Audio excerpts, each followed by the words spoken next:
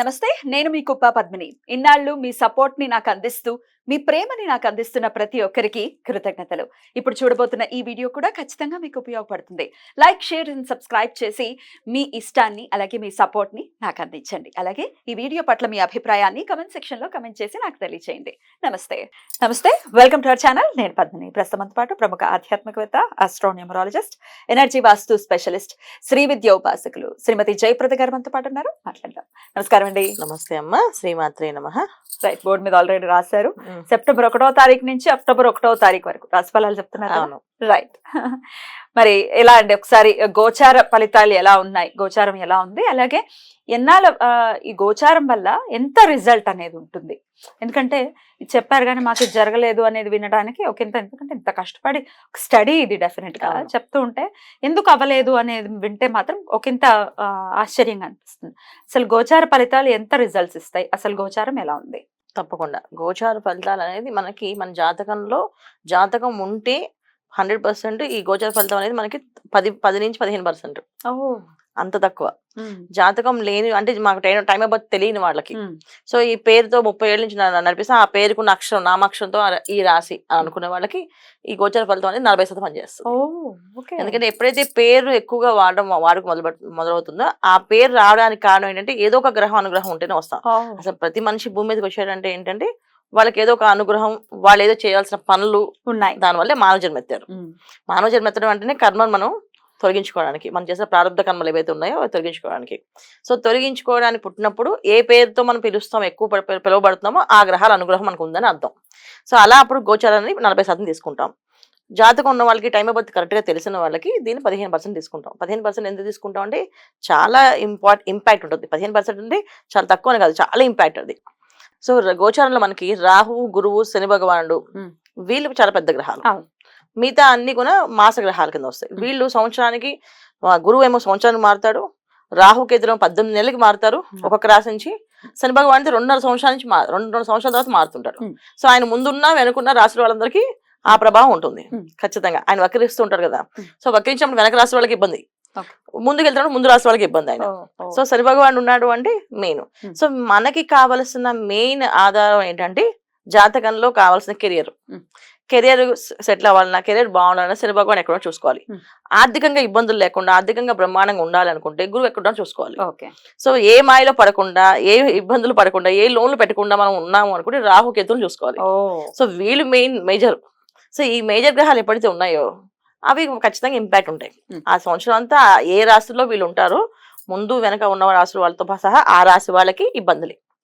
అయితే మాస ఫలితాలు ఎందుకు చూసుకుంటామంటే ఇక్కడ రవి మారుతాడు, శుక్రుడు మారుతుంటాడు, బుధుడు మారుతుంటాడు, కుజుడు మారుతుంటాడు.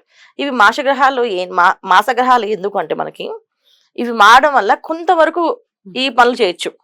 ఇప్పుడు మనం ఈ లోన్ పెట్టుకోవచ్చా, పెట్టుకోకూడదా, ఈ లోన్ తీసుకోవాలా వద్దా, కొన్ని విషయాలు క్లారిటీ వస్తుంటాయి. ఆ విషయాల కోసం మనం ఏళ్ల తరబడి వెయిట్ చేయట్లేదు. ఈ గ్రహస్థితిని బట్టి కూడా చేసుకోవచ్చు. ప్రమోషన్ కావాలి, చూసుకోవాలి. అందుకని ఈ మాస గ్రహాలు అనేది మనం ఖచ్చితంగా చూసుకొని ఈ మాస ఫలితాలు ఎలా ఉన్నాయి చూసుకుంటాం అన్నమాట. ఒకసారి గోచారం ఎలా ఉందో ఒకసారి. సో గోచారంలో మీనంలో రాహు నాన్న, సో వృషభం రాశిలో గురువు, తర్వాత కన్యలో కేతువు, కుంభంలో శని భగవాన్ వక్రించి ఉన్నాడు. నవంబర్ దాకా ఉన్నాడు ఆయన వక్రించి. సో అందుకని ఖచ్చితంగా మనకి ఏంటి ఇబ్బందులు ఉన్నాయంటే వాళ్ళు ఉండే ఇంపాక్ట్ మనకి ఉంటుంది. ఏమేమి ఉంటాయంటే ఆర్థికంగా కొంచెం ఇబ్బందులు ఉంటాయి, బద్ధకం ఉంటుంది మనుషులందరికీ, చేయాలని పనులు చేయాలనిపించదు. ఎందుకంటే మీనంలో రాహు ఉన్నాడు కనుక ఖచ్చితంగా మనకి పూజల దగ్గర, తర్వాత నోములు చేయాలన్నా, దానాలు చేయాలన్నా బద్దకిస్తుంటాం. మిగతా విషయాన్ని యాక్టివ్.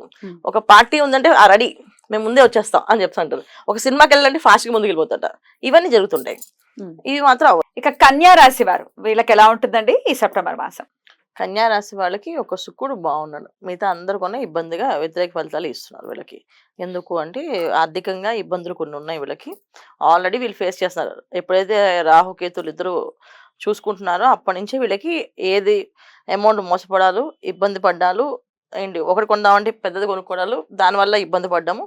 అంటే ఒక కార్ కొనుక్కొని వెళ్తే దానికి కొంచెం ఎక్కువ రేంజ్ ఉన్న కార్ తీసుకోవడం, అలా ఇబ్బంది పడ్డాం. అలాగే ఒక ఫ్లాట్ తీసుకున్నాం కూడా దానికన్నా ఎక్కువ రేంజ్ ఉన్న ఫ్లాట్ నచ్చడము, తీసుకోవడము, దానివల్ల ఇబ్బందులు. సో ఆర్థిక ఇబ్బందులు అనేది ఎలా వస్తాయంటే మా ఉద్యోగం చేసే వాళ్ళకి వస్తాయి, మా పెద్ద పెద్ద వాళ్ళకి వస్తాయి. ప్లాన్డ్ గా లేకపోతే ఖచ్చితంగా వస్తాయి, ఖచ్చితంగా ఎవరికైనా సరే. ఈ ఆర్థిక ఇబ్బందులతో వీళ్ళు ఆల్రెడీ ఫేస్ చేస్తున్నారు. తర్వాత కొంచెం బద్ధకాన్ని ఫేస్ చేస్తున్నారు వీళ్ళు. ఆల్మోస్ట్ పొద్దున్నే లేవాలంటే వీళ్ళ తరమే కాదు అసలు, జనరల్ గానే అవదా? అసలు అవ్వట్లేదు పాపం. చాలా కష్టపడుతుంటారు వీళ్ళు. ఎందుకంటే రాహు ఇప్పుడు డైరెక్ట్ గా చూస్తున్నారో అప్పుడైతే రాత్రి అంతా తెలియకుండానే మెలుకుండి అన్ని పనులు చేయాలనిపిస్తుంది. పగలు లేచినప్పటికి ఆ పొద్దున్నే లేద్దాం అంటే అది అలారం పెట్టి మోగినా సరే ఆపేసి లేద్దాం పడుకొని చేస్తూ ఇబ్బంది పడుతున్నారు. ఎవరో లేవాలి అని సంకల్పం గట్టిగా వాళ్ళు లెగిస్తారు. ఇప్పుడు మేము లేస్తున్నామని ఎవరిని కామెంట్ పెడితే చెప్తాను, మీరు లేస్తా అంటే మీకు అదృష్టం ఉంది లేస్తున్నారు, అంతే అంతే అంతే. దేవుడు ఒక అనుగ్రహం ఉంది లెగిస్తారు, అలా పాజిటివ్ గా అనుకోవాలి అది. సో ఈ బద్ధకాన్ని ఆటోమేటిక్ ఇస్తున్నారు. తర్వాత ఒక రకమైన ఇబ్బంది శుక్రుడు ఒక్కడు ఉండడం వల్ల ఏంటంటే కొంత కంఫర్ట్ జోన్. ఏ పనైనా సరే ఏది ఎలా ఉన్నా పాజిటివ్ గా వీళ్ళు బయటికి పొద్దున్నే లేచి మళ్ళీ వాళ్ళ పనులు వాళ్ళు చేయడానికి, సాధించుకోవడానికి, ముందుకు వెళ్ళడానికి సాధ్యం అవుతుంది. ఎంత నీచంలో ఉన్నా కూడా శుక్రుడు మంచి ఫలితాలు ఇస్తున్నాడా కన్యా రాశి వారికి? శుక్రుడు ఒకటే ఎప్పుడైనా సరే ఏ రాశిలో వాళ్ళు ఉంటే శుభగ్రహం కదా నాన్న, పూర్తి శుభగ్రహంగా ఫలితాలు మంచిగా ఇస్తారు. నీచంలో ఉన్నప్పటికీ మంచి ఫలితాలు ఇస్తారు. ఎందుకంటే కన్యా రాశికి నీచంలో ఉన్నప్పటికీ అక్కడ నీచ గ్రహమైన రాహు ఆల్రెడీ చూస్తున్నారు కదా.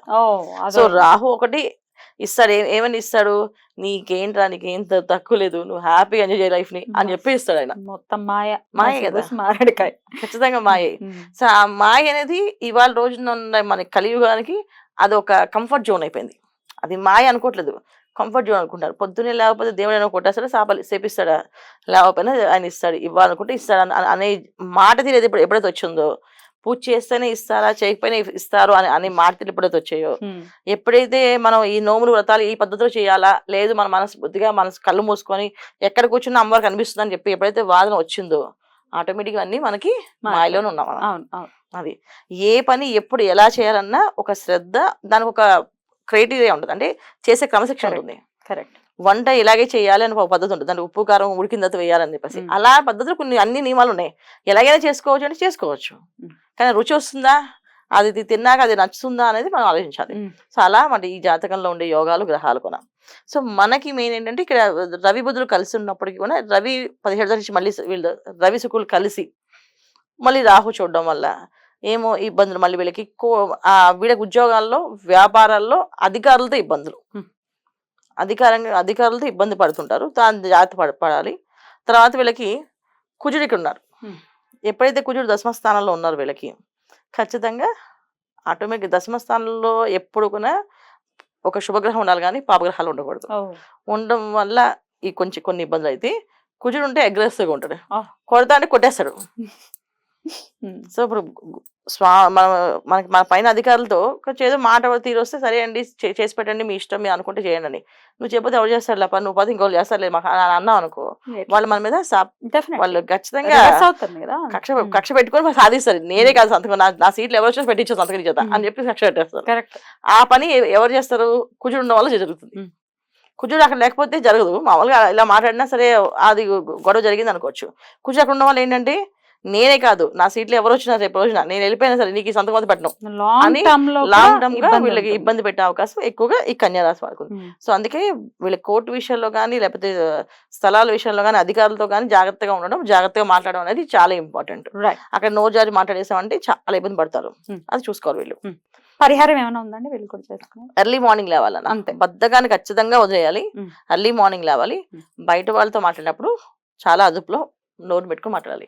ఎందుకంటే కుజుడు అక్కడ దశమస్థానం, వీళ్ళు స్వతహాగా మాట్లాడు, వీళ్ళు చాలా జోయలుగానే ఉంటారు. కాకపోతే అక్కడ కుజుడు ఉన్నప్పుడు ఏమవుతుంది, నువ్వు చేయకపోతే మానే అని చెప్పేసి అని అనేస్తారు. ఆ అండం చిన్న మాట అయినా సరే అది ఎదుటి వాళ్ళకి గట్టిగా తగులుతుంది కనుక వాళ్ళు మనసు చేపిస్తారు. అందుకని జాగ్రత్తగా ఉండాలి, ఈ విషయంలో మటుకు జాగ్రత్తగా ఉండాలి. విష్ణు సహస్రనామ పారాయణ చేసుకోవడం ఖచ్చితంగా. బ్యూటిఫుల్ అండి. డెఫినెట్ గా చెప్పినటువంటి విషయాల్లో జాగ్రత్త వహిస్తూ కన్యా రాశి వారు ఈ మాసం అంతా చాలా జాగ్రత్తగా డీల్ చేయాలని మనవి చేస్తూ ఇక నెక్స్ట్ ఎపిసోడ్ లో తులారాశి గురించి తెలుసుకుందాం. థ్యాంక్ యూ అండి, నమస్తే. తప్పకుండా. శ్రీమాత్రే నమః.